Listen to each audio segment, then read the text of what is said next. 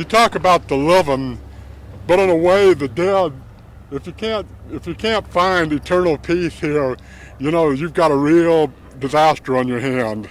Amid the angst and the stress, the grief and the sorrow that has now saturated America's Gulf Coast. Today, at least one man grieving for the already dead. After Hurricane Katrina quite literally dismantled a mausoleum situated along Biloxi's once scenic coastline. What about the people that come back looking for their mama, their granddaddy, their grandma, or something like that?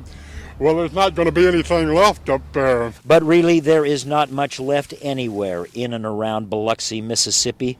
And today, for the living, the pressing needs of survival, priority number one. Tempers are getting hard with the temperatures rising and everything. This breeze is wonderful right now with the heat. It's awful. This family, like so many, lost just about everything to the horrors of Hurricane Katrina. And today, they were standing in a long line at a convenience store with many others just to get a few basics. I'm staying with my mom right now, and she's 83 years old. God bless her. We don't have no gasoline, and it's hot. And I just want to get out of town.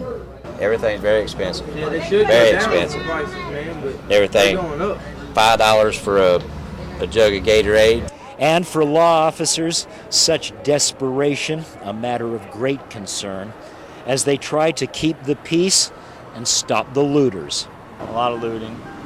We're doing the best we can with it, and people who are out are getting arrested. But they're overwhelming us. About midday, heavy rain started to fall here in Biloxi, Mississippi. You can see this road is just completely eaten up by the storm, but now we're adding some precipitation to a community that's already beleaguered with just too much weather, too much bad news. This is not going to be a good thing for people who lost their roofs in Hurricane Katrina. Anybody got any tarps? That's what you're in line here for? I'm trying to find some tarps to cover my roofs because this looks like rain. And got my kids there. Can't let nothing else fall on us. But it's as if the world has already fallen on the people of the Gulf Coast, where just about everywhere you look today, there is another story of pain and sorrow.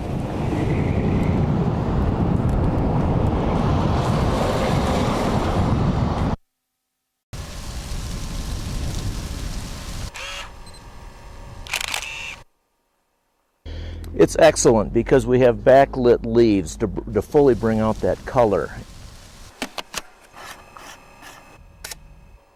You have one day, so when you see it, you got to take it. And a day like this, you can't come back next week because if we get a good rainstorm, most all of these leaves will be gone. You have the really deep greens, and now you have the gold in the leaves. So it's quite a nice contrast. It's beautiful up here. Plus you have the reflections on the pond. The little pond over there has a beautiful reflection of the mountain behind me. And when you shoot into that, and when you don't have a lot of wind and you have the still water, you get a fabulous reflection. If you just love trees, this is the place to be. There's a spot on the trail that never takes a bad picture. I've taken that picture for the last 8-9 years, and it's just absolutely gorgeous. It looks like the road less traveled. Just the range of colors from the white aspen bark to the yellow trees to the green trees. It just, I tried to capture the whole image up here. And I just can't believe Arizona can be this beautiful, but it is.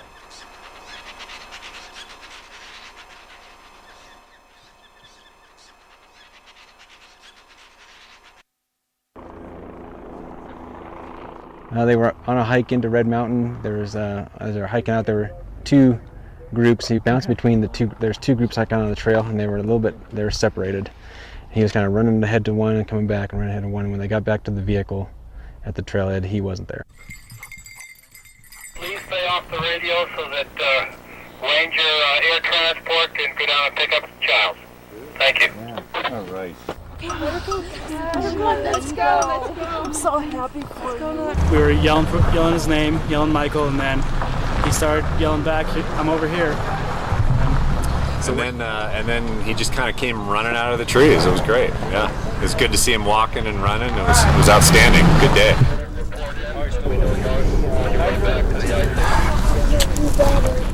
Two, we looked everywhere for you. No, he's fine. He's perfectly fine. I think he looks wonderful. How you doing? I'm doing very good, very good. What you been doing all night? I've been sleeping, I've been cold, and I've been waving my hands for the rescue heroes and all the jets. Oh, when you saw the helicopter, what'd you do? I've been waving my hands around. And he came down and landed, and what happened? And I was yelling for him and screaming just like my grandma told me to whenever I got lost. Sometimes these go on for days and days, and it can get really frustrating. And to be able to conclude this with him running out of the woods at you, screaming and waving his hands, it's totally cool. Becky, if you want, we'll walk back to the helicopter and sit in there again real quick. And You want to do that with your dad? Yeah? we'll walk over there. We'll take a looky over real good.